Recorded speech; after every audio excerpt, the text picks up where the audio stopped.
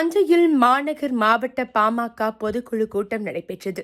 கூட்டத்திற்கு மாவட்ட செயலாளர் சரவணன் தலைமை தாங்கினார். மருத்துவக் கல்லூரி பகுதி செயலாளர் ராஜாராமன் வரவேற்றார். கூட்டத்தில் பசுமை தாயகம் அமைப்பின் மாநில இணைச் செயலாளர் சேலம் சத்ரசேகர், கணேஷ் பாபு ஆகியோர் கலந்து கொண்டு பேசினர். கூட்டத்தில் அடுத்த மாதம் மே 11ஆம் தேதி நடைபெற உள்ள சித்திரை முழு நிலவு வன்னியர் இளைஞர் பெருவிழாவில் தஞ்சை மாவட்டத்திலிருந்து 25,000 பேர் கலந்து கொள்வது, தஞ்சை மாவட்டத்தில் தடை செய்யப்பட்டுள்ள புகையிலை பொருட்களை தங்கு தடையின்றி விற்பனை செய்து வருகின்றனர்.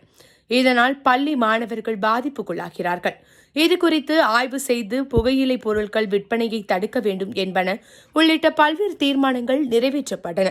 கூட்டத்தில் மாவட்ட பொருளாளர் ரேணுகா கோவிந்தராஜன், தொகுதி செயலாளர் கோபி கண்ணன், அறிவு ஒன்றிய செயலாளர் ரமேஷ், பிரேம்குமார் உள்ளிட்ட அனைத்து பொறுப்பாளர்களும் கலந்து கொண்டனர்.